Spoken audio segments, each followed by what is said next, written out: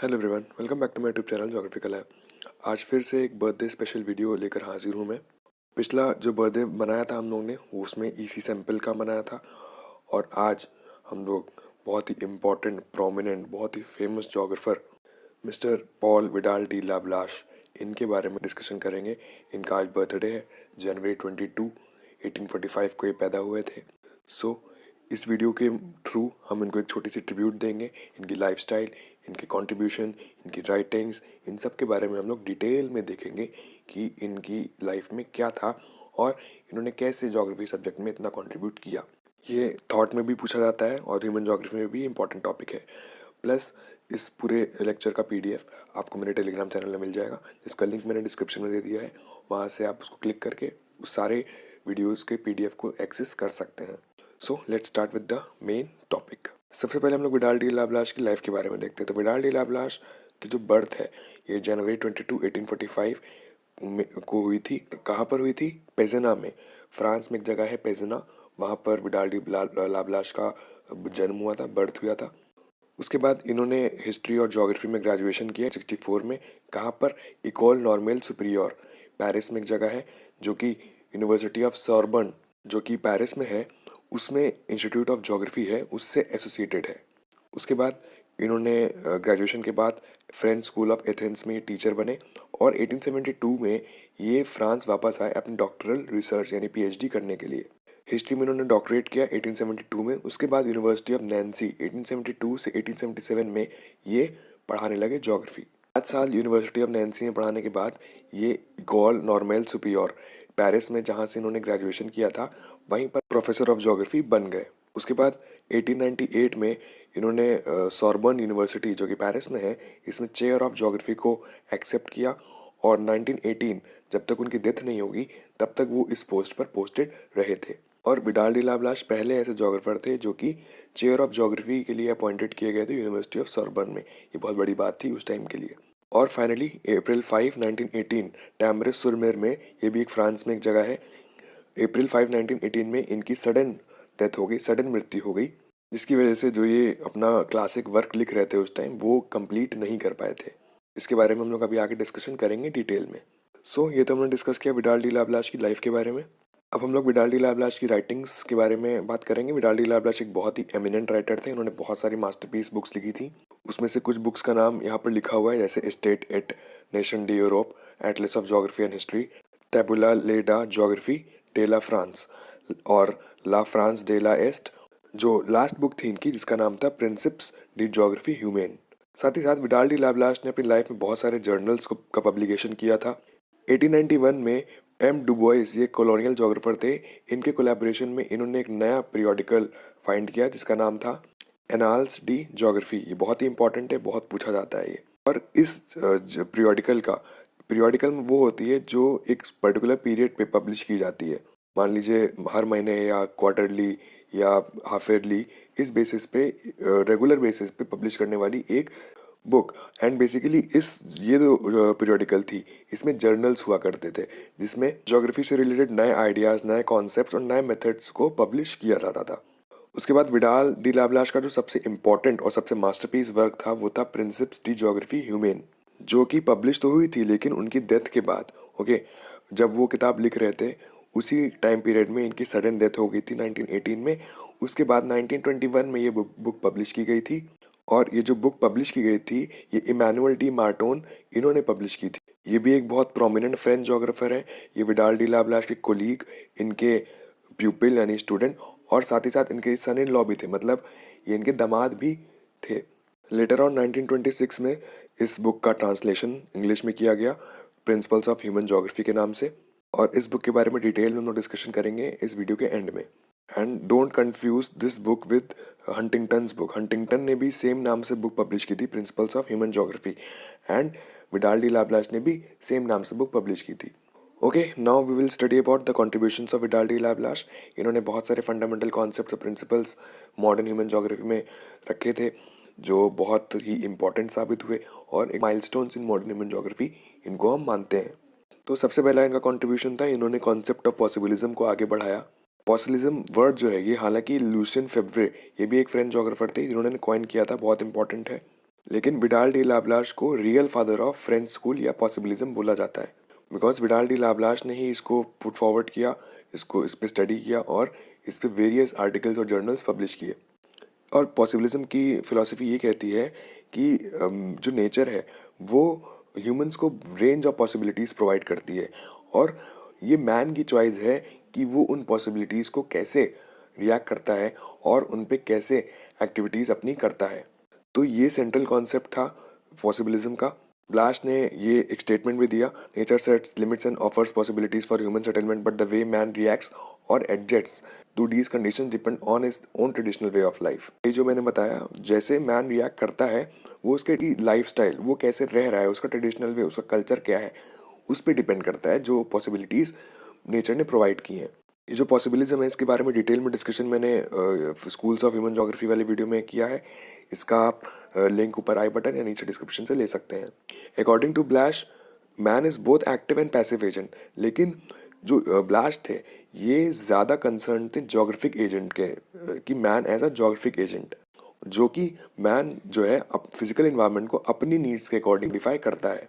उन्होंने clearly determinism को reject किया। उन्होंने कहा कि nature is not every time supreme, okay, और man can modify nature, man can modify physical environment as per his needs. Okay, so next concept था इनका प्रिंसिपल ऑफ टेरेस्ट्रियल यूनिटी। ये बहुत ही इंपॉर्टेंट कॉन्सेप्ट है, प्रिंसिपल्स ऑफ ह्यूमन ज्योग्राफी में ये एक काउंट करते हैं।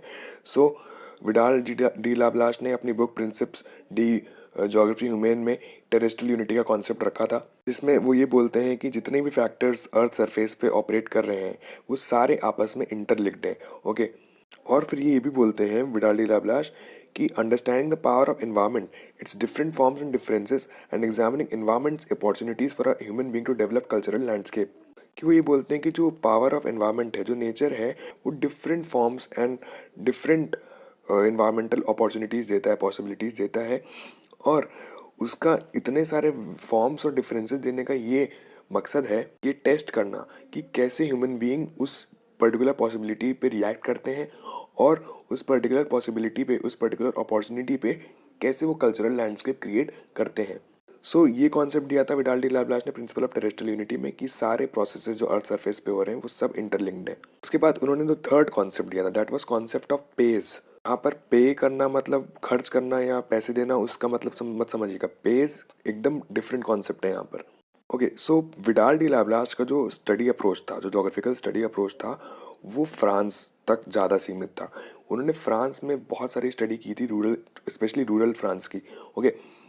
और उस स्टडी के बाद उन्होंने कॉन्सेप्ट ऑफ पेज दिया था। Basically page means regional units in rural France which have unique agricultural pattern. ठीक है, फ्रांस में रूरल एरियाज में रीजनल यूनिट्स उन्होंने पेज नाम दिया था, और हर रीजनल यूनिट की अपनी अलग अलग कैरेक्टरिस्टिक थी।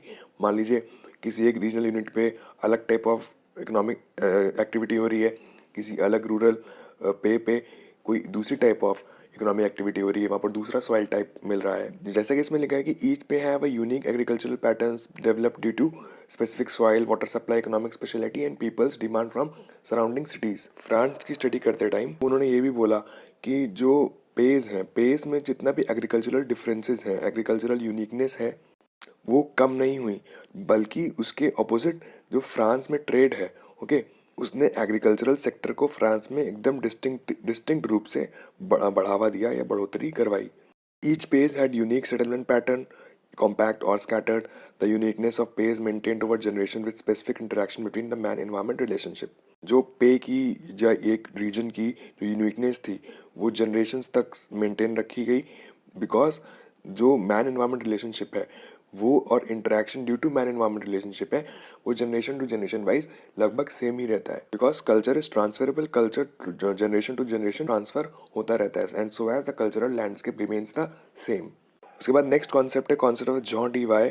ये जनरल लिखा है लेकिन फ्रेंच में इसका प्रोनाउंसिएशन जॉन होता है, जॉन, जॉन डी वाई। सो तो ये प्रिंसिपल क्या कहता है कि इस ये भी जो है पॉसिबिलिज्म और कॉन्सेप्ट ऑफ पेज से लिंक्ड है। जॉन डी वाई का मतलब है, लिटरल मीनिंग है इसका, मतलब है वे ऑफ लाइफ, मतलब जीने का तरीका।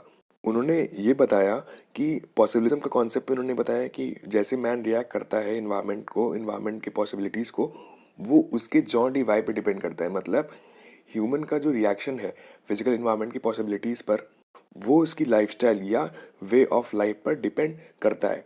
उन्होंने ये भी बोला कि कल्चरल और नेचुरल फिनोमेना पे कोई भी बाउंड्री खींचने की ज़रूरत नहीं है, बिकॉज वो दोनों इतने ऐसे इंटरलिंक्ड हैं, इतना क्लोजली इंटरलिंक्ड हैं कि वो यूनाइटेड और इंसेपरेबल हैं। जैसे कि मैंने पहले बताया, ब्लाश की जो स्टडी थी वो फ्रांस के स्मॉल यूनिट जिनको जिनको इन्होंने पे बोला था, और ये यूनिट जो सेल्फ सफिशिएंट इकोनॉमीज थी, ओके, लेट 19th सेंचुरी में रूरल एरियाज में इन तक ज़्यादा सीमित थी। इन्होंने रूरल फ्रांस को ज़्यादा स्टडी किया था, और इन्होंने ये भी बोला कि वे of life of agrarian society developed in relative isolation. मतलब जो रूरल एरियाज हैं वहाँ पर जो वे ऑफ लाइफ डेवलप हुआ है, वो जो other parts of the world है वहाँ पर जो वे ऑफ लाइफ डेवलप हुआ है वो काफ़ी डिफरेंट है, और हर चीज़ में डिफरेंट है। एग्रीकल्चर एक्टिविटीज़ में डिफरेंट है, फूड हैबिट डिफरेंट है, उनकी कल्चर हैबिट डिफरेंट है, नॉर्म्स डिफरेंट हैं। सो ये ब्लाश का कॉन्सेप्ट था कि जो भी पॉसिबिलिटीज़ नेचर मैन को प्रोवाइड कर रहा है उस पे वो जैसा भी रिएक्शन करता है, that depends upon his John divide, that is way of life और लाइफ स्टाइल। सो ये बहुत ही इंपॉर्टेंट कॉन्ट्रीब्यूशंस विडाल डी लाब्लाश के हैं पॉसिबिलिज्म को लेकर के। उन्होंने रूरल फ्रांस को स्टडी किया और उन्होंने ये सारे कॉन्सेप्ट दिए थे। इसके बाद हम लोग डिस्कस करेंगे प्रिंसिप्स डी ह्यूमन ज्योग्राफी, जो उनका क्लासिक वर्क था, इसके बारे में थोड़ा कि इस बुक में उन्होंने क्या क्या डिस्कशन किया, इसको बहुत ब्रीफ में डिस्कस करेंगे। सबसे पहले इन्होंने मोस्ट इंपॉर्टेंट इन्होंने इसमें प्रिंसिपल ऑफ टेरेस्ट्रियल यूनिटी को डिस्कस किया। प्रिंसिपल ऑफ टेरेस्ट्रियल यूनिटी मतलब जो मैंने पहले बताया कि सारे geographical factors are closely interlinked. Second, it explain the concept of man environment relationship. Okay, जैसे कि अभी मैंने डिस्कस किया कि कोई भी बाउंड्री खींचने की जरूरत नहीं है नेचुरल और कल्चरल लैंडस्केप पे। ओके, मैन नेचर को इन्फ्लुएंस करता है और इन रिटर्न नेचर भी मैन को इन्फ्लुएंस करता है। नेक्स्ट जो इंपॉर्टेंट चीज़ इसमें डिस्कस हुई कि जो मैन है वो as a geographical factor important ज़्यादा है। एक्टिव पैसिव तो दोनों है, लेकिन geographical factor is more important. Man adopts and adjust environment and transforms it. For example, agriculture जो है वो नेचर द्वारा डेवलप नहीं हो सकता। इस पे यहाँ पर डिटर्मिनिज्म का कॉन्सेप्ट फेल होता है कि एग्रीकल्चर जो है वो जो नेचर है उसने पॉसिबिलिटी दी कि आप एग्रीकल्चर डेवलप कर सकते हैं, लेकिन उस पॉसिबिलिटी में उस नेचुरल लैंडस्केप पे जहाँ पर एग्रीकल्चर डेवलप हो सकता है वहाँ पर कैसे एग्रीकल्चर करना है, वहाँ पर क्या एग्रीकल्चर करना है, that depends upon way of life and the reaction that man gives to the physical environment. उसके बाद इन्होंने pattern of civilisations, means of transport और कल्चरल रीजन्स एंड सिटीज़ को भी डिस्कस किया। इन्होंने एग्लोमेरेशंस के बारे में भी इसमें अपनी बुक में डिस्कशन किया था। और जो प्रिंसिप्स डी ज्योग्राफी ह्यूमन, जो इनकी क्लासिक बुक थी, ये 3 वॉल्यूम्स में पब्लिश हुई थी। जैसे कि मैंने पहले बताया कि जब ये बुक लिख रहे थे तब सडनली इनकी डेथ हो गई 1918 में। फिर ये बुक पब्लिश हुई 1921 में, और इस बुक को एडिट और फाइनल पब्लिश इनके सन इन लॉ, प्यूपिल और कोलीग इमैनुअल डी मैटोन ने किया था। अब जो 3 वॉल्यूम्स हैं इसके, फर्स्ट जो वॉल्यूम था जिसमें डिस्ट्रीब्यूशन ऑफ पॉपुलेशन दिखाया गया, जिसमें इन्होंने growth of population density, agglomerations of Africa, Asia, Europe and Mediterranean regions के बारे में डिस्कस किया था। जो वॉल्यूम 2 था जिसमें एलिमेंट्स ऑफ सिविलाइजेशन में डिस्कस किया इन्होंने ह्यूमन एनवायरनमेंट के बारे में, टूल्स एंड रॉ मटेरियल के बारे में, मीन्स ऑफ सस्टेनेंस के बारे में, building materials, human establishment and evolution of civilisation के बारे में इन्होंने डिटेल में डिस्कशन किया था। एंड जो थर्ड वॉल्यूम था जिसमें इन्होंने ट्रांसपोर्ट एंड सर्कुलेशन में के बारे में बात की, इन्होंने रोड्स, रेलवेज एंड ओशन, ये 3 मोड ऑफ ट्रांसपोर्ट के बारे में डिस्कशन किया था।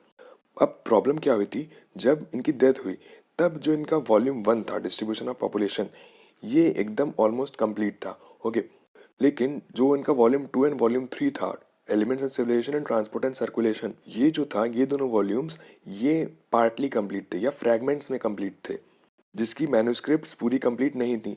सो इमैनुअल डी मॉर्टन ने क्या किया, इन्होंने अपनी तरफ से कुछ ऐड नहीं किया था इस बुक में। जो विडाल डी लाब्लाश का जो पीरियोडिकल था एनाल्स डी ज्योग्राफी, ओके, उसमें से उन्होंने काफ़ी सारे पेपर्स को निकाला मैटोन ने, और उन्होंने फिर जो टॉपिक्स ये इस बुक में लिख रहे थे उन्होंने उसको सॉर्ट आउट किया, फिर उन्होंने उन पेपर्स को इस बुक में इनकॉर्पोरेट किया और फाइनली इस बुक को कंप्लीट किया और फिर 1921 में पब्लिश किया गया। एंड देन आफ्टर इसको ट्रांसलेट किया गया इंग्लिश में मिलिसेंट टॉड बिंघम ने, जिसका नाम नीचे लिखा हुआ है, और 1926 में इसका इंग्लिश वर्जन पब्लिश किया गया। सो ये तो डिस्कस हो गया हम लोगों का पूरा विडाल डी लाब्लाश के बारे में। हम लोगों ने देखा कैसे उन्होंने फ्रांस में जो पॉसिबिलिज्म का कॉन्सेप्ट है और मॉडर्न ह्यूमन ज्योग्राफी कॉन्सेप्ट है उनको रखा, और कैसे उनके थिंकिंग्स अभी तक वर्ल्ड में एक इंस्पिरेशन है। उनके जो टेक्स्ट हैं उनसे अभी भी बहुत सारी इंस्पिरेशन ली जाती है, और उनकी बर्थडे पे we give a small tribute in the form of this video, and we salute him for the contributions, for his contributions in the field of geography, and kudos to his work, and this was all for the video. अगर आपको इस video का PDF चाहिए तो Telegram channel follow करिए। Video पसंद आए तो लाइक करिए, शेयर करिए एंड सब्सक्राइब करिए। Thank you for watching and जय हिंद।